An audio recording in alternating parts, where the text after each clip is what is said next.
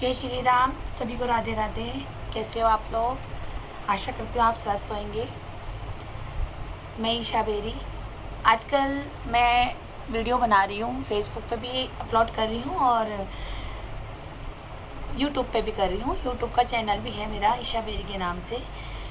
और ये बहुत कम ही शायद लोग करते होंगे जो अपनी सच्चाई सामने लाते हैं, और मेरे लिए लाना भी बहुत ज़रूरी था, क्योंकि मेरा कोई ऐसा उद्देश्य नहीं था कि मैं किसी को नीचा दिखाऊं या जलील करूं, या फिर मन धड़ंग कहानियाँ बना करके मैं इस समाज के सामने पेश करूं। ऐसा कोई उद्देश्य नहीं है। मैं अपना वो दर्द आप लोगों के साथ, एक समाज के साथ बांटना चाहती हूँ। और क्योंकि मेरे साथ बहुत कुछ हुआ है, और कुछ लोग क्या करते हैं कि बहुत लोगों के साथ होता होगा, मेरी माता बहनों भाइयों के साथ भी होता होगा।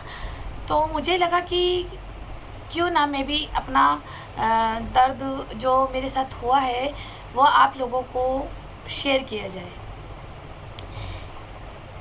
मैं जानती हूँ कि मुझे कोई इसमें बेनिफिट नहीं मिलेगा, या आप जितने भी दूर से मुझे देख रहे होंगे, आप मुझे कोई संपत्ति नहीं दे सकते। लेकिन मेरा कोई ऐसा उद्देश्य नहीं है कि आप लोग मेरे पास आए और मुझे गले लगाए, ऐसा भी कोई उद्देश्य नहीं है। लेकिन मुझे बताना बहुत ज़रूरी था, क्योंकि दो मुंह वाले जो लोग होते हैं ना, जिन्हें हम लोग बोलते हैं सांप, तो ये सांप लोग, मैं कई सांपों के झुंड में हूँ, और कई सांपों ने मुझे डस लिया है। तो मैं अपना एक्सपीरियंस बता रही हूँ आपको कि सांप के रूप में आपकी लाइफ में कैसे कैसे लोग आते हैं, बिना कारण आपको डस लेते हैं। क्योंकि सांप भी तो बिना कारण डसता है। आप लोगों ने देखा होगा, आपके घर में आसपास कहीं सांप दिख जाता होगा, बल्कि आप चाहे दूध पिला लो उसको, लेकिन फिर भी वो आपको डस जाएगा। इसीलिए सही कहा है बड़े बुजुर्गों ने कि सांप को दूध पिलाना चाहिए, पालना नहीं चाहिए। लेकिन मैंने कुछ सांपों को भी पाल के अपनी ज़िंदगी बर्बाद कर ली। लेकिन मैं आप लोगों के साथ शेयर कर रही हूँ कि ताकि आपको सच्चाई लगे ना लगे, ये आपका सोचना है। लेकिन जिसने मेरे साथ किया है, और अगर ये वीडियो उसके पास जा रही होगी, तो उसको कहीं ना कहीं एक अकेले में, अगर वो सच में इंसान है तो रियलाइज़ करेगा। बस मेरा को यही था कि मेरी वीडियो अगर उस तक चली जाती है तो वो कहीं ना कहीं रियलाइज़ करे कि भाई क्या आप लोगों ने मेरे साथ सही किया है, जब आप बिना कारण मुझे कष्ट देते हैं। तो मैं आजकल आपको वीडियोस बता रही थी कि मेरे साथ क्या क्या हुआ है। मेरे साथ बहुत कुछ हुआ है। मैं मतलब इतना कुछ हुआ है कि अगर मैं कंटिन्यू आप लोगों को बताने लगी हूँ ना, तो मुझे नॉन स्टॉप अगर मैं कंटिन्यू बताने लग जाऊँ तो मुझे 1 महीना लग जाएगा। लेकिन मैं फिर भी उसमें से जो ज़्यादा पेन हुआ मुझे, जिन बातों से हुआ, जिनका कारण मैं ढूंढती रही, आखिर क्यों मेरी ज़िंदगी में क्वेश्चन मार्क लगा रहा, आखिर क्यों, क्या किया था मैंने, या मैंने जब आप लोगों को कभी कोई गाली गलौज नहीं करी, आपका अपमान नहीं करा, आपका मेरा बोलचाल भी नहीं है आपस में, जैसे एक अच्छे पड़ोसियों का होता है, वो भी नहीं है, बोलचाल ही नहीं है, ना 3 में ना 13 में। उसके बावजूद भी आप लोगों ने मुझे तंग किया। तो मैं ये जानना चाहूँगी, क्या ये षड्यंत्र आपका खुद का था, या किसी और भूमाफिया का था, या मेरे ही बेरी परिवार का था? क्योंकि मैं इस कॉलोनी में रहती हूँ तो मेरी सास रूमा बेरी भी रहती है, और मेरे बड़े जेठ राहुल बेरी, मेरी बड़ी जेठानी अंजू बेरी, ये सब रहते हैं। लेकिन मुझे इतना परेशान देख कर के लोग खुश होते हैं। आखिर कौन है इसके पर्दे के पीछे, आखिर है कौन? खैर छोड़ो, मैं आज का अपना आप बीता ये टॉपिक लेके आई हूँ। एक दिन क्या हुआ था कि मेरे घर के पास एक मकान है, जो एक प्रॉपर्टी डीलर आए दिन, यहाँ का गंगा बिहार का प्रॉपर्टी डीलर क्रय विक्रय करते हैं। तो वो सामने वाला मकान ख़रीदा गया है। वहाँ पे मैं आपको बता देती हूँ हिंट के लिए कि इस गंगा बिहार कॉलोनी में पहले वो उस मकान में अमरूद का पेड़ हुआ करता था। फ़िलहाल अभी नए जो आए हैं ऑनर, तो उन्होंने कटवा दिया है। लेकिन समझ गए होंगे अब गंगा बिहार कॉलोनी में कि अमरूद का पेड़ मेरे घर के पास किसका था।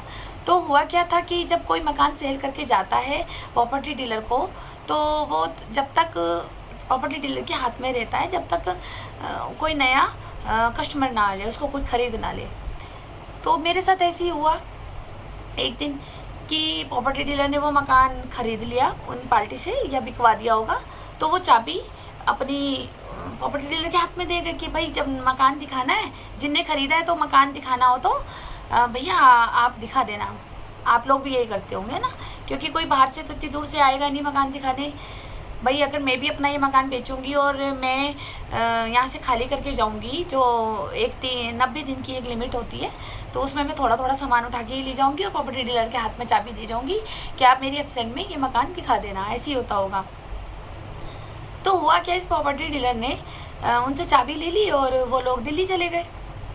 तो अचानक उनके घर में कुछ चोरी हो गई। इट मीन्स हमें नहीं पता था कि अंदर क्या था। वो एक लोहे का गेट था और उस लोहे के गेट में से वो मतलब दरवाज़ा टूटा भी नहीं है रात को, और वो इतना सा खुला हुआ था, आप मानती है। और वो चेन और जैसे ज़बरदस्ती घुसने की कोशिश करी हो किसी ने तो वो थोड़ा सा लूज़ हो जाता है दरवाज़ा, वो इस तरह से कर रखा था, जिसमें से कि सिर्फ एक कुत्ते का बच्चा ही जा सकता है अंदर।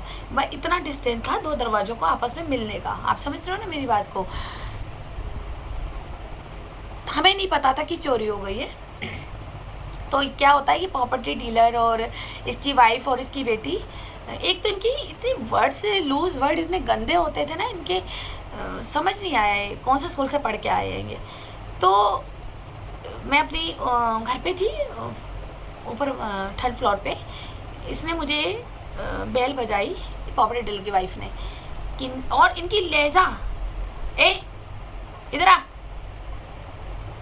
अच्छा मैं सम्मान करती थी भाई, मेरे पापा ने तो ऐसा सिखाया नहीं ना, छोटा हो बच्चा हो बड़ा हो जिसके पास जो होगा वो वही देगा ना। मेरे पेरेंट्स ने तो ऐसा दिया नहीं। मेरे से थोड़ी सी बड़ी भी है वो। तो मैंने पूछा क्या दिक्कत है, बोली नीचे आ, आज बताते हैं हम तुझे। अच्छा मुझे लगा कि कोई ड्राइवर भाई से कोई झगड़ा वगड़ा हो गया होगा, क्योंकि हमारा सीज़न चल रहा था। देखो हर कांड ना, ये जो भी जाल बिछाते हैं, ये 4 धाम यात्रा जब शुरू हो जाती है ना और हमारे ड्राइवर भाई आ जाते हैं, ये तभी पंगा करते हैं ताकि ये खुद बदमाशियाँ करे, हमें परेशान करे और बार बार हम कोतवाली जाते रहे। इनका यही उद्देश्य है। नहीं ये नहीं पता, जब जैसे इन्हें यमराज टकरा गया ना बढ़िया वाला पुलिस वाला, तो सारी भरपाई हो जाएगी। मैं नीचे गई, मैं इसीलिए नीचे गई कि शायद मेरे ड्राइवर भाई से लड़ाई हुई होगी, और मैं नीचे गई। मैंने कहा क्या हुआ? बोली तेरे ड्राइवर लोगों ने ना चोरी करी है सामने वाले घर में। मैंने कहा क्या चोरी हो गया? तो बोली कि अभी पुलिस आ रही है। मैंने कहा हाँ तो पुलिस तो बुलानी चाहिए, बल्कि अच्छी बात है, पुलिस छानबीन करे। और अगर मेरे ड्राइवर भाई होंगे तो राइट, मैं खुद उन्हें बंद कराऊंगी अपने हाथों से चल के। तो बोली हाँ मेरा पति गया है सप्तऋषि चौकी, आ रहा है पुलिस। तो मैंने कहा पहले छानबीन तो करो, बात तो बताओ हुआ क्या है, क्या चोरी हुआ है। वो मुझे बता नहीं रही। इसकी बेटी और ये इसकी वाइफ मुझसे लूज़ वर्ड में बोली जा रही है, हम यहाँ के मालिक है गंगा विहार के, तू होती कौन है यहाँ पे, तूने ड्राइवर रखे हुए हैं, ये रखा हुआ है, गाड़ियाँ रखी हुई है, होती कौन है तू? अच्छा मैंने बोला कि ये गंगा विहार कॉलोनी किसकी है? बोले हमारी है, हमारी, काट देते हैं हम। और इसकी लड़की ने भी मेरे पे जैसे ये करते ना सूट को पकड़ना खींचना, और इसकी बीवी ने थप्पड़ मारना, ऐसे ऐसे करके यूँ करना और बाल चूटना, ये सब किया इसने। और सुन रही होगी वो मुझे। मैंने कहा देखो दूर से डिस्टेंस बना के बात करो मुझसे। बोली क्यों, क्या कर लेगी? कर क्या लेगी तू? काट देते हैं हम। तो मैं कहा काट देना, फिर काट दे। इतने में इसका पति पुलिस ले आया। देखो भू माफिया का प्लान, पहले ही पुलिस आ रहा है। मैं यही तो बोल रही हूँ आप लोगों को, सारी वीडियो आप मेरी देखना कि सप्तऋषि चौकी में सिर्फ इसी भू माफिया की सुनवाई है। तो ये पुलिस ले आया और पुलिस ने कहा मैडम ये इसने प्रॉपर्टी डीलर ने शिकायत करी है कि आपके ड्राइवर ने चोरी करी। और मैंने कहा हाँ देखो देखो, अगर करी होगी तो हम बंद कराएंगे सारे ड्राइवर को, कोई दिक्कत नहीं है। भाई ये कोई है कि हमारे ड्राइवर है तो चोरी कर लेंगे तो मैं इनका साथ दूंगी। मैंने कहा आप देखो क्या चोरी हुआ है। तो वो दरवाज़ा खोल के अंदर गए। अब देखो चाबी किसके पास? भू माफिया के पास। अब इसने जब ताला खोला और ये अंदर गए तो वहाँ पे सारे नलके उखड़े हुए थे। इट मीन्स वहाँ से नलके निकाल लिए गए थे और वो पानी लीकेज हो रहा था पूरे घर में, सारे नलकों में, बाथरूम का, टॉयलेट का, किचन का, जितने भी उनके घर में नलके होंगे वो नलके उतार लिए गए थे। वो पानी बहुत लीकेज हो रहा था। और पुलिस बाहर आई, पुलिस ने कहा नलके चोरी हुए। तो मैंने ये बोला कि सोने के नलके थे क्या वो? तो पुलिस ने कहा अरे नहीं, फालतू का पागल आदमी है ये, नलके चोरी होने पे क्या कार्रवाई बनेगी। तो मैंने कहा अंदर मतलब है क्या, मतलब मैंने सोचा अंदर नलके चोरी हुए। तो बोले, फिर पुलिस वाले ने बोला फ्रिज पड़ा है, लैपटॉप पड़ा है, टीवी पड़ा है, किचन में कुछ बर्तन भी पड़े हैं, सिलेंडर भी पड़ा है। ये समझ नहीं आ रहा है कैसा चोर था जो आया, और दरवाज़ा भी कोई टूटा टाटा नहीं है, कोई आवाज़ नहीं आई, क्योंकि जबकि लोहे का दरवाज़ा था और रात को भी अगर वो हथौड़े से तोड़ता तो आवाज़ आती सबको, तो कोई आवाज़ भी नहीं आई। और जिसमें कि मैं, आपको पता ही है मैं दिन रात जागती हूँ, राइट, क्योंकि मेरे को क्रॉनिक इंसोमिनिया है, तो मुझे नींद नहीं आती है ठीक से। हल्की सी एक घड़ी की टिक टिक भी मुझे जगा देती है। ये एम्स के डॉक्टर बता देंगे आप लोगों को, अगर आपको जानकारी चाहिए। मेरे को बहुत ज़्यादा दिक्कत है, इन्हीं की वजह से हुआ ये। तो मैंने कहा यार ये नलके चोरी का भी इल्ज़ाम लगा रहा है, कितनी चीप हरकत है। जबकि मकान इतना मतलब एग्रेसिव बंदे हैं ये, मतलब सेंस ही नहीं है, माइंड से सोचते ही नहीं है कि चाबी भूमाफिया के हाथ में, आना जाना इनकी पूरी फैमिली का, बेटी का, बेटे का, सबका, क्योंकि अंडरटेकिंग इन्हीं के था तब। हाईजेक तो मकान इन्होंने ही कर रखा था ना अपनी तरफ की, भाई कोई नया क्लाइंट आएगा तो बिकवाएंगे। तो आप समझदार हैं कि किस फिर क्या हुआ होगा, चाबी भूमाफिया के हाथ में। और उसके बाद नलके का चोरी होना, और मैं कुछ दिन बाद क्या देखती हूँ कि वो नलके बदल रहा है अपने, और कोई नलका बदलेगा तो नया लगाएगा ना, कोई भी होगा, तो वो अपने घर में नलके लगा रहा था। मैं कहूँ हो, अब ये सोचो ना, क्या पता इसने नलके उतार के वहीं लगा लियो अपने घर में, और एलिगेशन हम पे और हमारे ड्राइवरों पे लगा रहा था, जिससे कि सारे ड्राइवरों पे आरोप लग जाए और वो मामला चौकी तक चला जाए। और फिर उसके बाद क्या होगा कि ये नेक्स्ट सीजन नहीं कमा पाएंगे जो ड्राइवर भाई लोग आ रहे हैं। तो भाई अगर एक बार मुकदमा यहाँ दर्ज हो जाएगा तो वो नहीं आएंगे। ये हम लोगों की रोजी रोटी भी छीनना चाहता है। अब सोचो कितना गिरा हुआ इंसान है ये, दूसरों की रोजी रोटी पे भी नज़र रखता है, ये तंग करवाता है किसी तरीके से कि ये भागे, बस जैसे भाग जाएंगे, ये मकान हमें किसी तरीके से दे दे सस्ते में। ये भी हड़पो और पिताजी का मकान भी हड़पो, मोती बाजार का, अशोक अरोड़ा जी का। तो इसने ये भी हरकत करी है जो मेरे को बहुत टॉर्चर हुई हो, जिसके कारण मुझे एंग्जाइटी डिप्रेशन हुआ। क्योंकि एंग्जाइटी डिप्रेशन आप लोग समझ रहे हो, बार बार अगर मेरे साथ इशू क्रिएट होंगे बिना कारण के होंगे, एक डर बैठना, एक घबराहट बैठना, सारे दिन स्ट्रेस बैठना, कारण ढूंढना, अपने आप से सवाल करना, भगवान से सवाल करना कि वाई ये कौन सा कर्मा है जो मेरे आगे ये आपने रख दिए हैं। भगवान से तो यही बोलती हूँ ना, कौन सा कर्मा था मेरा।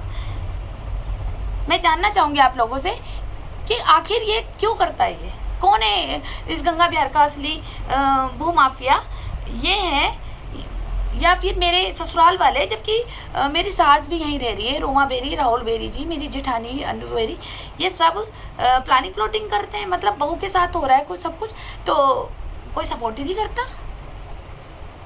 जबकि मैंने 2-3 बार अपने बड़े जेठ जी को भी फ़ोन करके बोला कि ये इस तरह से मुझे परेशान करता है, तो ये कह दिया जाता है कि तुम और कहीं रह लो मकान बेच के।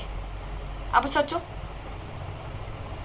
तो मुझे ये भी आपको बताना था कि कुछ भूमाफिया इस टाइप से भी तंग करते हैं, तो आप जागरूक रहिए, ठीक है। धन्यवाद, क्योंकि मेरे साथ हुआ इसलिए मैं आपको बता रही हूँ। Thank you. और हाँ, और कुछ बात के लिए मुझे एडवाइस देनी हो तो आप प्लीज़ मुझे वीडियो में कमेंट में डाला करें और लाइक भी कर दीजिएगा। और मैं यूट्यूब पे भी डालती हूँ ये वीडियो। Thank you.